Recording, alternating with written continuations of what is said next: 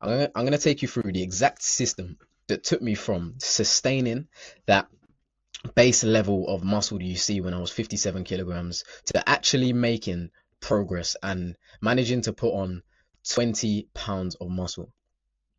And I've even put in an additional part at the end of this video that breaks down the feelings that come along with this. Because truthfully, we don't put on muscle, we don't attain things because we want things, we want the feeling attached to it. And I'm going to show you exactly why this was one of the best decisions I ever made. So let's not mess about. And we've brought in a bit of bro science.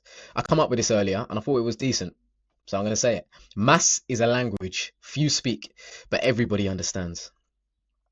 Now, what does that mean? Very few people that you see on a daily basis are actually in shape. Very few people have a level of mass where they fill out their t-shirt and it's muscle and it's not fat. Very few people. However, we all understand the language of mass. We all understand how difficult it was to attain that physique. We all understand that that person that we see who had a muscular frame has gone through some stuff that we haven't, and we subconsciously we respect it, and we all want to feel that level of respect.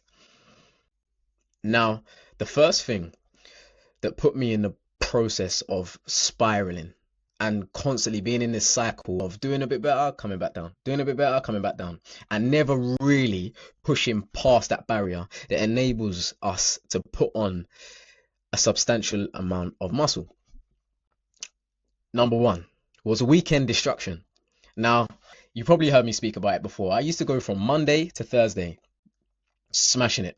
I'd track my calories, my protein, I'd go to the gym and I'd train ish. And by Friday, something came over me to just throw it all away, destroy it. And Friday, throughout the day, I would call it my cheat weekend or whatever, nonsense.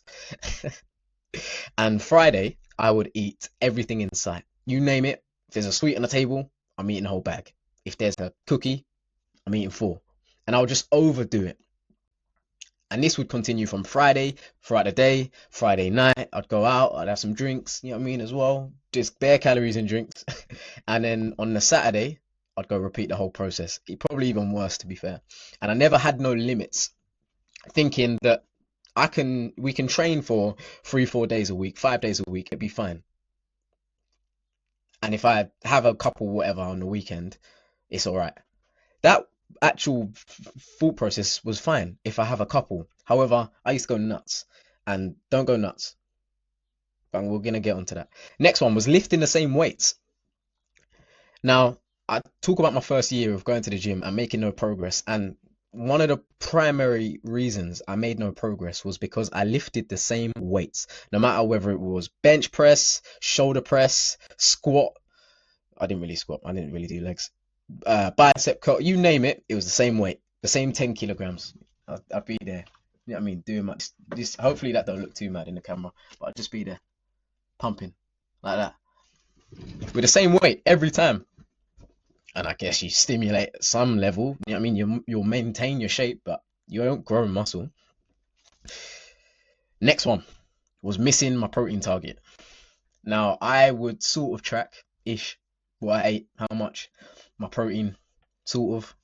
And I found that irregardless of however I trained, missing my protein target would just, first of all, you're not going to put on that muscle, because if you have tore your muscle, which is the process of building muscle, and you haven't hit your protein target, well, now they're not repairing as they would. And I also found that missing my protein target would also entail with me missing my calorie target. So in order to build muscle, you've got to put on weight. But I wasn't eating the right amount of calories or the right type of calories in order to do so, which would cause me, as I said, just to cycle Monday to Thursday, do all right, hopes and dreams. I'm going to be in shape. My biceps are going to be big and blah, blah, all this stuff. And then Friday hits, Saturday hits, and then Sunday I'm regretting it. Oh crap, why have I done that? And then Monday I go back again and do the cycle. I swear to you, that cycle went on for about a year, non-stop. And it's not until I made these habits, which I'm about to go through, until I made these micro shifts in my habits that I'm about to go through, until any of this changed. Nothing changed until I made these changes. So let's get into the changes. That's what you come for. This is the business end of the video. This is what we want. Let's get into it. Maximum gains guide. Come on. Shall I make the bubble? No, I'm not making the bubble smaller. I'm going to put myself up here. So the first one, as I mentioned, relax on the weekends. Stop going nuts. The weekends is what will either put you in a great position to start on the Monday or put you in a terrible position to start back on the Monday. Now, you can relax. You can take your foot off the brake a little bit if you like to. If rest and recovery is really important. But if you want to eat a bag of sweets or you want to have a Snickers bar, go ahead, eat the Snickers bar, no problem. However, don't go nuts. Still, we need to be tracking within a certain range. So if our maintenance calories or our gaining calories when we're trying to gain muscle, coupled in with our training, is 2,200 calories and 140 grams of protein, we can still hit those targets, or we can go over by a couple hundred. But that's it. Because the truth is, when it comes to calories, is you pay. It's no different to money. Calories and money ain't no different. And as soon as we start treating them like the same thing, you'll realize you still have to pay. If you've gone over 2,000 calories across the weekend and you haven't hit your protein target, Monday comes and now you're in a difficult position. You haven't had enough protein, but you can't go over calories, or you're going to put on fat and not muscle. So, weekends, don't go nuts. Next one, progressive overload. One of the most important things in order to build strength, but obviously by extension, build muscle. Your old PB should become your rep weight. Now, what do I mean by that? As you go into the gym, or we use bench press, we all love the bench press, fellas and ladies. There might be some ladies watching this. Girls want to get big, go ahead, no problem. Your old PB, or your current PB now, I'll give myself as an example. My old PB used to be 60 kilograms on the bench press. I'd come in and the maximum I'd get out was two reps of 60 kilograms on the bench press. Now 60 kilograms on the bench press is my warm-up. I rep it for about 12-15 just to warm up and then get into the actual weights, the reason I'm here. And that's not to sound cocky or arrogant, this is just my reality. But the reason this is my reality is simply because of progressive overload. So progressively, and it says it in the title, progressively you need to be overloading your weights. Put on a 2.5, an extra 2.5. If you're bicep curling 10, you shouldn't be bicep curling 10 for a year like I did. You should be doing it for about a couple weeks. And then 12. We need to hit 12. Do that for a couple weeks. Now we need to hit 14. And progressively, we're stimulating the muscle and getting stronger through that process. The next one, spread weight evenly. Grow your weak areas. Man them that don't like doing legs, start doing legs. You need to start doing legs. There's this geezer, Despicable Me. You know, that Gru geezer. We don't want to look like him. Up like this. And then our legs have got no mass to them. It's summer, man. We want to wear shorts. Start working on your legs. Whatever your weaknesses are, grow them. Because weight spreads. We want the weight that we gain to distribute evenly across our body. We don't just want 20 pounds of muscle on our breasts or chest. For the man them. We don't want 20 pounds of muscle on our chest. Because it will look weird if it's not in proportion to your body. Next one. Protein is power. You know what I mean by this? Protein is power. Protein is your sauce. That's your magic sauce that's going to enable you, after you've gone to the gym and you've progressively overloaded, you're lifting heavier, you know what I mean, you're working on different muscle groups and whatnot, but you're still focused on the ones that you need to grow. After you've done all of that, you're going to come home and you're going to cook up some protein. Whatever it is, I would always recommend your first meal of the day prioritizes protein. 60 grams, 50 to 60 to 70 grams in your first meal, especially after you've just trained, because that's going to support with the protein muscle synthesis, the regeneration, all that stuff, sciencey stuff. But anyways, protein is power. Putting on this amount of muscle has had an incredible impact on the way I feel on a daily basis.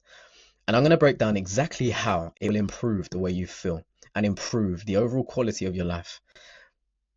As men, there's certain feelings that we must feel in order to feel fulfilled. And this is part of the reason why putting on this amount of muscle, not crazy amount, but putting on a substantial amount of muscle, this is how it will impact you positively. So let's get into it. Confidence. I'll tell you where the confidence comes from. Because the people you love feel safe around you. The people that you love will feel safer around you. This is not a conscious decision. They don't choose to feel safer around you. They look at you and think, flip. Because what do we say? Mass language that few speak, but everybody understands. So confidence. The people around you who love you, the people that you love, or anyone around you, to be fair, the people you love will feel safe around you.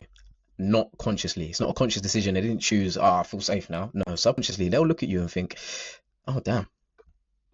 Like, I feel safe around this guy. And as a man, especially as a young man, building these are the feelings you want to feel. Protection, providing. It's not just financial. This is the stuff that adds to it. This is the real feelings that we want to feel as men. Because I never used to feel like this, and now feeling like this, I wouldn't throw it away for any amount of money in the world. There's no money you could trade for the feelings that I get to feel on a daily basis. No money. I'm gonna give a real example. So my videographer, she's a woman, lovely woman, and we was walking down some road, like near a park, and there was a dog, reasonably big dog. But I looked at him and I knew, do you know what I mean? I could do a left and a right, and I reckon I'd have him. And she reckoned I'd have him because it started getting a bit choppy, barky, and she's gone around me and she's held me and she's almost like pushed me forward. Now, in those moments, we don't act with conscious. We're not making rational decisions. We are doing what we want. Women, especially, will do what they need to do in order to keep themselves safe. Now, her best bet at that time was to go behind me. Now, that is how things should be.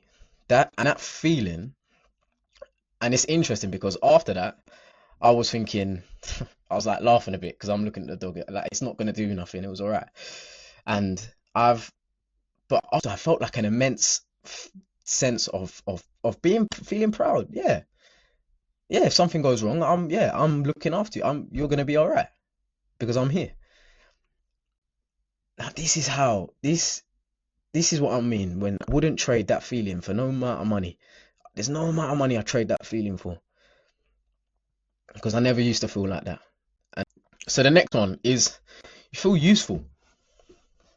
When you put on a certain amount of muscle, like we're talking a substantial amount of muscle, 9-10 kilograms or more of muscle, you're able to fix more problems. Now, what happens when your strength in the gym increases? It's not just your strength in the gym that increases, your just general strength increases. You're able to, the gherkin jar that mum can't open, pop, there you go, mum.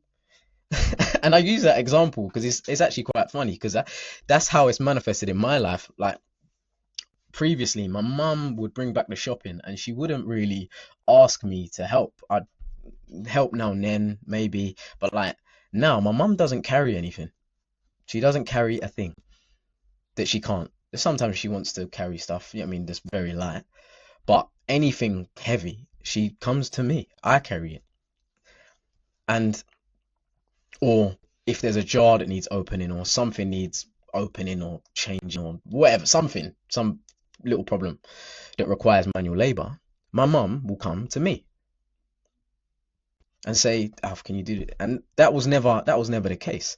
Now, being able to fix the people that you love, being able to fix their problems like that, just take away their problems, that's the essence of masculinity.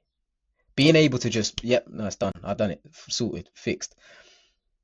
That's what we're here, man. That's what we're here to do. And as I said, another feeling I wouldn't change for millions. Don't care. Keep your millions. I want to be able to fix this. You can't buy this. The next one, proud.